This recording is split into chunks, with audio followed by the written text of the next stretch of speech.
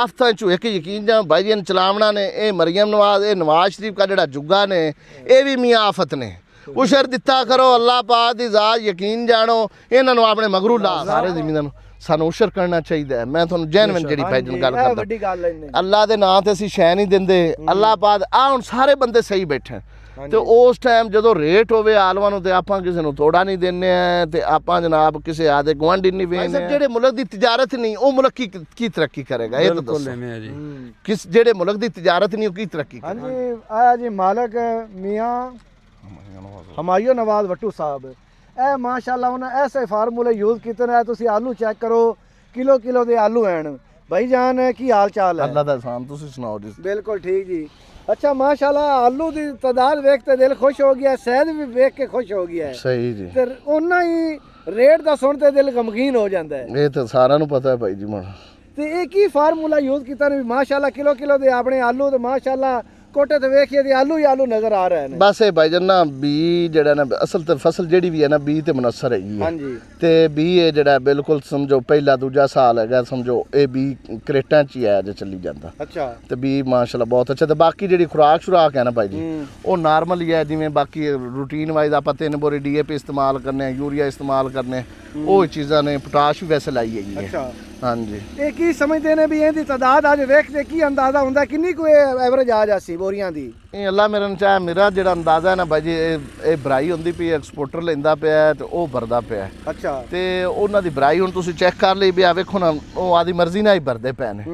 ਤੇ ਰਾਸ਼ਨ ਤੇ ਮੇਰਾ ਦੇਣਾ ਆਂਦਾ ਕੋਈ 90 95 ਦੀ ਐਵਰੇਜ ਆ ਸੀ ਤੇ 20 ਵੀ ਤਕਰੀਬਨ 50 ਬੋਰੀ ਤੇ ਮੈਂ ਆਣਾ 20 ਵੀ ਹੋ ਜਾ ਮਤਲਬ 150 ਬੋਰੀ ਐਵਰੇਜ ਨਿਕਲ ਸਕਦੀ ਹੈ ਨਿਕਲ ਸਕਦੀ ਅੱਲਾ ਦੇ ਮਾਸ਼ਾਅੱਲਾ ਜੀ ਤੁਸੀਂ ਚੈੱਕ ਕਰੋ ਇਹ 100 ਦਿਨ ਦੀ ਵੈਰਾਈਟੀ ਹੋ ਗਈ ਹੈ ਇਹ 100 ਦਿਨ ਦੀ ਵੈਰਾਈਟੀ 100 ਦਿਨ ਦੇ ਵਿੱਚ ਭਾਈ ਜਾਨ 150 ਬੋਰੀ ਦੀ ਐਵਰੇਜ ਦੇਵਣ ਵਾਲਾ ਇਸਮੀ ਵੈਰਾਈਟੀ मैं समझना हाँ भी ये कच्ची पटाई दा ये बादशाह नहीं बादशाह भाई जी बादशाह और किसी दी भी इन्नी एवरेज नहीं आई नहीं और को नहीं आई अगे तुसी मजीके दा भी बनाया हुंदी एवरेज नहीं इन्नी आई हुंदी 80 90 बस 20 में 90 को बोरी या 85 इन्नी बनदी गई है। अच्छा रेट सुन के तादाद वेख के दिल खुश होंदा है ते रेट वेख के अफसरदा जिहा दिल हो जांदा है की समझते हैं भी ये तो कुछ भी नहीं पूरा कर रहा है बस ये तो अल्लाह का शुक्र है जी पैदावार है अल्लाह ने दे दी है तो चलो जे माड़े वक्त च पैदावार दा अच्छा हो जाना ना एक बहुत वड्डी सपोर्ट है जिमीदार नूं ते मतलब वेखो ना भाई जान अगर बोरियां ही घट निकल पवन अगे पल्ले को नहीं रेट दे साह ना शैगी तो फिर इंदा अपने वास्ते दोहरा नुकसान हो चलो अल्लाह पाक ने पैदावार दे दी भाई जी कोई तक शै हथी आज अच्छा सब कुछ ना होने से कुछ होना बेहतर होता है भाई सही गल है अच्छा अगे आपा मुजीका भी तो सारा सेल कर दिता है हां जी हुन तुसी आ इसमें भी सेल सारा नहीं मियां सेल कीता जे 35 किले सेल कीते सारा तो सेल करदा ते मैं 4 डेगा रखी बैठा हूं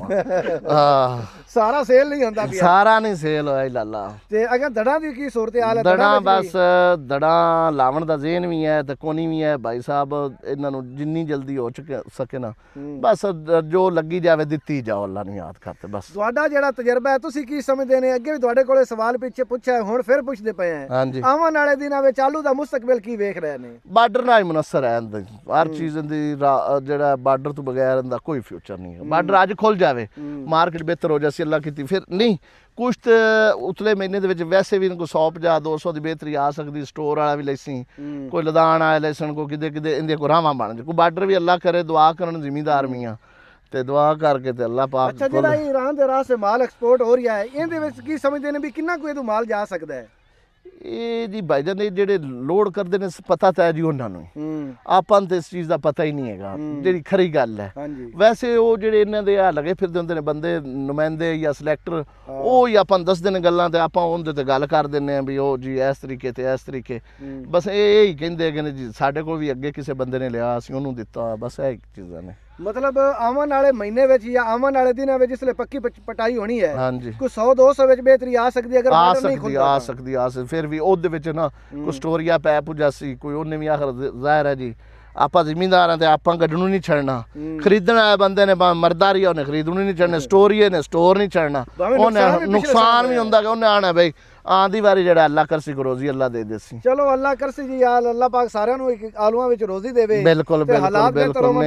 ਸਭ ਤੋਂ ਪਹਿਲੀ ਚੀਜ਼ ਤੇ ਹੈਗੀ ਹੈ ਸਾਰੇ ਜ਼ਿਮੀਂਦਾਰਾਂ ਨੂੰ ਭਾਈ ਸਾਹਿਬ ਨਾ ਮੇਰੇ ਸਮੇਤ ਇਹ ਮੈਂ ਇੱਕ ਨਾ ਸਾਰੇ ਜ਼ਿਮੀਂਦਾਰਾਂ ਨੂੰ ਸਾਨੂੰ ਉਸ਼ਰ ਕਰਨਾ ਚਾਹੀਦਾ ਹੈ। ਮੈਂ ਤੁਹਾਨੂੰ ਜੈਨਵਨ ਜਿਹੜੀ ਭਾਈਜਨ ਗੱਲ ਕਰਦਾ ਵੱਡੀ ਗੱਲ ਹੈ ਅੱਲਾ ਦੇ ਨਾਂ ਤੇ ਅਸੀਂ ਸ਼ੈ ਨਹੀਂ ਦਿੰਦੇ ਅੱਲਾਹ ਪਾਕ ਆ ਹੁਣ ਸਾਰੇ ਬੰਦੇ ਸਹੀ ਬੈਠੇ ਤੇ ਉਸ ਟਾਈਮ ਜਦੋਂ ਰੇਟ ਹੋਵੇ ਆਲੂਆਂ ਨੂੰ ਤੇ ਆਪਾਂ ਕਿਸੇ ਨੂੰ ਥੋੜਾ ਨਹੀਂ ਦਿੰਨੇ ਆ ਤੇ ਆਪਾਂ ਜਨਾਬ ਕਿਸੇ ਆਦੇ ਗੁਆਂਢੀ ਨਹੀਂ ਵੇਚਨੇ ਆ ਇਹ ਚੀਜ਼ਾਂ ਇਹ ਅਜ਼ਾਬ ਜਾਂ ਇਹ ਆਫਤਾਂ ਆਪਣੇ ਤੇ ਮੁਸੱਲਤ ਹੁੰਦੀਆਂ ਨੇ ਇਹਨਾਂ ਤੋਂ ਆਪਾਂ ਆ ਵੀ ਕੁਝ ਸੋਚੀਏ ਬਿਲਕੁਲ ਜੈਨੂਇਨ ਗੱਲ ਜੇ ਭਾਵੇਂ ਕਿਸੇ ਨੂੰ ਬੁਰੀ ਲੱਗੇ ਭਾਈ ਜੀ ਇਹ ਵੱਡੀ ਗੱਲ ਹੈ ਜੀ ਭਾਈ ਅਗਰ ਆਪਾਂ ਉਸ਼ਰ ਜ਼ਮੀਨ ਦਾ ਦਿੰਨੇ ਆ ਨਾ ਹਾਂਜੀ ਇਹ ਆਪਾਂ ਨੂੰ ਇਹ ਨੁਕਸਾਨ ਨਹੀਂ ਬਰਦਾਸ਼ਤ ਕਰਨੇ ਪੈਂਦੇ ਜਿਸਲੇ ਆਪਣੀ ਫਸਲ ਤਿਆਰ ਹੁੰਦੀ ਹੈ ਉਸਲੇ ਤੂਫਾਨ ਆ ਜਾਂਦੇ ਨੇ ਬਾਰਿਸ਼ਾਂ ਆ ਜਾਂਦੀਆਂ ਨੇ ਜਾਂ ਜਿਸਲੇ ਆਲੂ ਸਾਡੇ ਤਿਆਰ ਹੋਣ ਉਸਲੇ ਬਾਰਡਰ ਬੰਦ ਹੋ ਜਾਂਦੇ ਉੱਥੇ ਬਾਜੀ ਮਰੀਆਂ ਮੁਰੀ ਆ ਜਾਂਦੇ ਨੇ ਹੁਣ ਸਾਡੇ ਤੇ ਅਗਰ ਜਨਾਬ ਅਸੀਂ ਉਸ਼ਰ ਦੇਈਏ ਨਾ ਮੁਕੰਮਲ ਜਿੰਨਾ ਸਾਡਾ ਬਣਦਾ ਤੇ ਇਨਸ਼ਾਅੱਲਾ ਕਿਸਾਨ ਦੇ ਹਾਲਾਤ ਬਦਲਣਗੇ ਇਹ ਆਫਤਾਂ ਚੋਂ ਇੱਕ ਯਕੀਨ ਜਾਂ ਭਾਈ ਜੀ ਚਲਾਵਣਾ ਨੇ ਇਹ ਮਰੀਮ ਨਵਾਜ਼ ਇਹ ਨਵਾਜ਼ ਸ਼ਰੀਫ ਦਾ ਜਿਹੜਾ ਜੁੱਗਾ ਨੇ ਇਹ ਵੀ ਮੀਆਂ ਆਫਤ ਨੇ ਉਸ਼ਰ ਦਿੱਤਾ ਕਰੋ ਅੱਲਾਹ ਪਾਕ ਦੀ ਜ਼ਾਤ ਯਕੀਨ ਜਾਣੋ ਇਹਨਾਂ ਨੂੰ ਆਪਣੇ ਮਗਰੂ ਲਾ ਇਹ ਬੁਰੀਆਂ ਪੇ ਕਰਦੇ ਨੇ ਆਪਣੇ ਨਾਲ ਜ਼ਿਮੀਂਦਾਰਾਂ ਨਾਲ ਮੀਆਂ ਸਾਹਿਬ ਇਹ ਬਿਲਕੁਲ ਜੈਨੂਇਨ ਗੱਲ ਜੇ ਇਹਦੇ 'ਚ ਕੋਈ ਸ਼ੱਕ ਨਹੀਂ ਕੋਈ ਓਲਾ ਨਹੀਂ ਵਜ੍ਹਾ ਕੀ ਹੈ ਇਹਨਾਂ ਨੂੰ ਕਿਸਾਨ ਨਾਲ ਇਹਨਾਂ ਦੁੱਖ ਇਹ ਹੁਣ ਮੈਂ ਮੀਆਂ ਇੱਥੇ ਕੈਮਰੇ ਤੇ ਖਾਣੇ ਤੇ ਮੈਂ ਤੁਹਾਨੂੰ ਦੱਸਾਂ ਵੀ ਮੀਆਂ ਇਹਨਾਂ ਨੂੰ ਵਜ੍ਹਾ ਕੀ ਹੈ ਅੱਛਾ ਹਾਂ ਇਹ ਰੋਲਾ ਤੇ ਇਹਨਾਂ ਨੂੰ ਬਸ ਇਹ ਜ਼ਿਮੀਂਦਾਰ ਦੇ ਨਾਲ ਰੋਲਾ ਭਾਈ ਸਾਹਿਬ ਜਿਹੜੇ ਮੁਲਕ ਦੀ ਤਿਜਾਰਤ ਨਹੀਂ ਉਹ ਮੁਲਕ ਕੀ ਤਰੱਕੀ ਕਰੇਗਾ ਇਹ ਤਾਂ ਦੱਸੋ ਕਿਸ ਜਿਹੜੇ ਮੁਲਕ ਦੀ ਤਿਜਾਰਤ ਨਹੀਂ ਉਹ ਕੀ ਤਰੱਕੀ ਕਰੇਗਾ ਹਾਂਜੀ ਇਹਨਾਂ ਨੂੰ ਇਸ ਚੀਜ਼ ਦੀ ਸਮਝ ਨਹੀਂ ਆਉਂਦੀ ਉਹਨਾਂ ਕੀ ਕਰਨਾ ਕੀ ਆਪਾਂ ਨੂੰ ਚਾਹੀਦਾ ਪਰ ਲੇਕਿਨ ਇਹ ਆਪਾਂ ਬੇਸ ਕੌਮ ਹੈ ਜ਼ਿਮੀਂਦਾਰ ਭਾਈ ਸਾਹਿਬ ਆ ਧਰਨੇ ਹੁੰਦੇ ਨੇ ਸਾਰੇ ਜਾਈਏ ਆਪਾਂ ਰੇਟ ਮੈਂ ਅਗਰ 200 ਕਿੱਲੇ ਦਾ ਜ਼ਿਮੀਂਦਾਰ ਆ ਮੈਂ 5 ਕਰੋੜ ਜੱਲੀ ਬੈਠਾ ਤੇ ਮੈਂ ਉੱਥੇ 2 ਲੱਖ ਲਾ ਤੇ ਨਾਲ 20 ਬੰਦੇ ਲੈ ਤੇ ਜਾਵਾਂ ਉਹਨਾਂ ਦੀ ਵੀ ਆਰੀਦਾਰੀ ਕਰਾਂ ਤੇ ਅੱਲਾ ਦੇ ਫਜ਼ਲ ਨਾਲ ਇਹ ਮਜਾਲ ਹੈ ਜੇ ਆਪਣੇ ਨਾਲ ਐਵੇਂ ਕਰ ਜਾਵਾਂ ਬਿਲਕੁਲ ਲੇਕਿਨ ਸਾਰੇ ਪਤਾ ਕੀ ਕਰਦੇ ਨੇ ਉਹ ਰੁਪਈਆ ਇੱਕ ਨਹੀਂ ਜਿਹੜਾ ਨਾਲ ਜਾਂਦਾ ਉਹਨਾਂ ਦਾ ਖਵਾਸ ਹੈ ਕੀ ਉੱਥੇ ਮੈਨੂੰ ਕਿੱਥੇ ਰੱਖਸੇ ਉਹ ਵੀ ਤਾਂ ਜ਼ਿਮੀਂਦਾਰ ਹੀ ਹੁੰਦੇ ਨੇ ਜਿਹਨੂੰ ਆਪਾਂ ਨਾਲ ਲੈ ਤੇ ਜਾਂਦੇ ਆ ਭਾਈ ਬਿਲਕੁਲ ਜੀ ਉਹਨਾਂ ਨੂੰ ਵੀ ਚਾਹੀਦਾ ਆਦੇ ਉੱਤੇ ਪੈਸੇ ਲਾਵਣ ਭਾਈ ਸਾਹਿਬ ਉੱਥੇ ਸਾਰੇ ਚਲੀਏ ਆ ਜੋ ਕਰੋੜਾ ਸਹੀ ਬੈਠੇ ਲੱਖ 2 ਲੱਖ ਨਾ ਹਰਜ਼ ਕੋਨੀ ਮੈਂ ਵੀ 2 ਲੱਖ ਲਾਵਣ ਮੈਂ ਵੀ ਗੱਡੀਆਂ 2 ਭਰਤ ਲੈ ਜਾਸਾਂ ਮੈਂ ਵੀ ਉੱਥੇ ਬਾਸ ਉਹਨਾਂ ਨੂੰ ਰੋਟੀ ਖਵਾਸ ਆਪਾਂ ਕੋਈ ਅੱਲਾ ਮਾਫ ਕਰੇ ਰੋਟੀ ਭਾਈ ਵੇਖੋ ਨਾ ਆਪਣੇ ਪੜੋਸ ਵਾਲੇ ਪੰਜਾਬੀ ਵਿਰਾਸਤ ਦੇ ਪੰਜਾਬ ਵਾਲੇ ਉਹਨਾਂ ਨੇ 1.5 ਮਹੀਨਾ ਧਰਨਾ ਦੇ ਤੇ ਆਦੀਆਂ ਗੱਲਾਂ ਮਨਾ ਲਈਆਂ ਨੇ ਲੇਕਿਨ ਅਸੀਂ ਉਹ ਬੰਦੇ ਆਂ ਵੀ ਢੀਠ ਹੈਗੇ ਆਂ ਵੀ ਅਸੀਂ ਜਿਹੜਾ ਨਾ ਬਾਹਰ ਨਹੀਂ ਨਿਕਲ ਸਕਦੇ ਘਰੇ ਬੈਠੇ ਡੇਰਾ ਝੁੱਕੇ ਬਲਕਿ ਕੁ ਚਾਰ ਨਿਕਲ ਜਾਵਣ ਨਾ ਤਕਰੀ ਆ ਵੀ ਮੀਆਂ ਚਲਾਵੀਂ ਇਹ ਜਿਸਮ ਦਾ ਹਿੱਸਾ ਹੀ ਹੈ ਜਿਹੜਾ ਉਹਨੇ ਦੱਸਿਆ ਉੱਥੇ ਪਤਾ ਲੱਗੇ ਉਹਨਾਂ ਨੂੰ ਅਸੀਂ ਬੈਠੇ ਘਰੀ ਨਾ ਪਰਵਾਹ ਕੋਈ ਜ਼ਿਮੀਂਦਾਰ ਨੂੰ ਉਹ ਸਹੀ ਆਦੇ ਬਲਕਿ ਹੁਣ ਅੱਗੇ ਹੁਣ ਇਹ ਵੀ ਸੋਚਣਾ ਹੋਵੇਗਾ ਇਹਦੇ ਤੇ ਵੀ ਆਵਾਜ਼ ਬੁਲੰਦ ਕਰਨੀ ਚਾਹੀਦੀ ਕਿ ਆਲੂ ਦੇ ਤਾਂ ਹੋ ਗਈ